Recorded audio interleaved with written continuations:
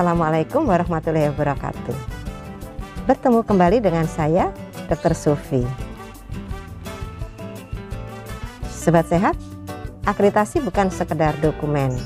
Ada 5 cara penilaian dalam akreditasi yang dikenal dengan RDOWS.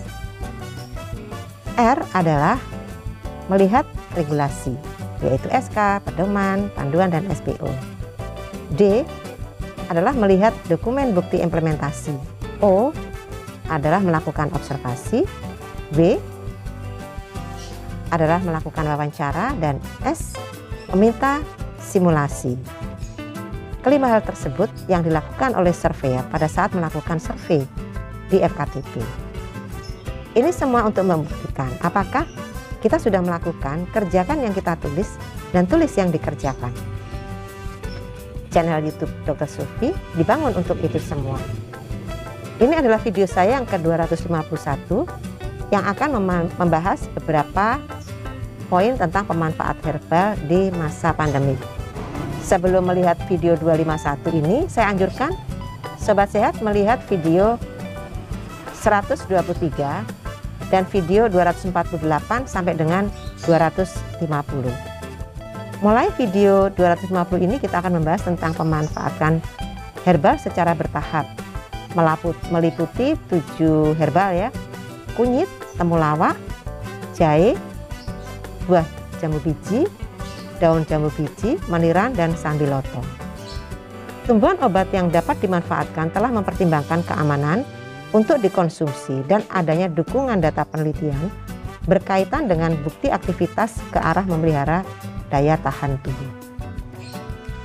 Video yang ke-251 ini akan membahas herbal yang kedua, yaitu temulawak atau Curcuma xanthorrhiza Roux. Kita akan membahas informasi umum, khasiat, bukti ilmiah, penggunaan, keamanan, perhatian atau peringatan, dan status regulasi di Indonesia. Kita bahas dulu informasi umum. Lihat gambar temulawak di video. Temulawak mengandung kurkuminoid 1-2% dan minyak atsiri dengan komponen xanthorizol, beta-curcuminin, acurcumin, camphor, dan beberapa zat yang lain. Lalu apa khasiat temulawak? Secara empiris, temulawak telah digunakan secara turun-temurun di Indonesia untuk mengobati berbagai keluhan perut dan gangguan hati, demam dan sembelit, galaktogogue, diare berdarah, disentri, radang rektum, wasir, gangguan lambung yang disebabkan oleh dingin, luka yang terinfeksi, erupsi kulit, akne vulgaris, eksim, cacar, dan anoreksia, serta mengurangi peradangan rahim setelah melahirkan. Sedangkan bukti-bukti ilmiah itu setelah melewati beberapa uji. Pertama, uji aktivitas sebagai imunostimulan. Kemudian uji aktivitas sebagai antioksidan, lalu uji aktivitas sebagai antiinflamasi. Itu ada 3 yang sudah diuji. Kemudian bagaimana penggunaan temulawak? Penggunaan empiris di Indonesia terutama untuk meredakan gangguan fungsi hati dapat dilakukan dengan merebus 25 gram irisan temulawak segar dengan 500 ml air hingga tinggal 300 ml. Diminum untuk sehari.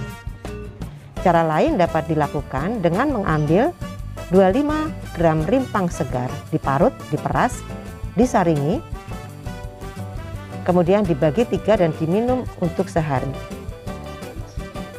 Bagaimana keamanan temulawak?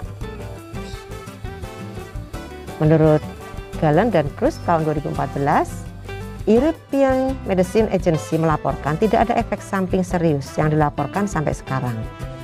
Lebih lanjut, komposisi kimia dari temulawak tidak memberikan alasan untuk masalah keamanan. Kedua, penggunaan temulawak pada wanita hamil dan selama menyusui tidak dianjurkan, hingga ada data bahwa kurkumin dan atau metaboliknya dapat ditransfer melalui laktasi.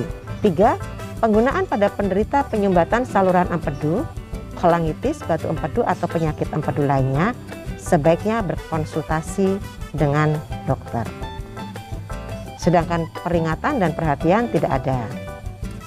Bagaimana status regulasi di Indonesia? Obat tradisional yang mengandung temulawak sudah banyak didaftarkan dengan klaim yang disetujui, antara lain memelihara kesehatan fungsi hati dan menambah nafsu makan. Demikianlah Sobat Sehat, di video 251 ini kita telah membahas pemanfaatan herbal temulawak sebagai bahasan kedua dari pedoman penggunaan herbal dan suplemen kesehatan dalam menghadapi COVID-19 di Indonesia. Sobat Sehat bisa melihat dan membaca lebih rinci pada beberapa peraturan perundangan dan terutama pada buku pedoman penggunaan herbal dan suplemen kesehatan dalam menghadapi COVID-19 yang dikeluarkan oleh BP POM pada Mei 2020.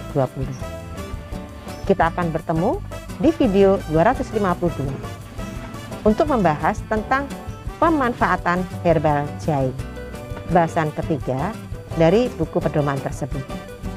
Sampai di sini dulu ya. Semoga selalu sehat. Assalamualaikum warahmatullahi wabarakatuh.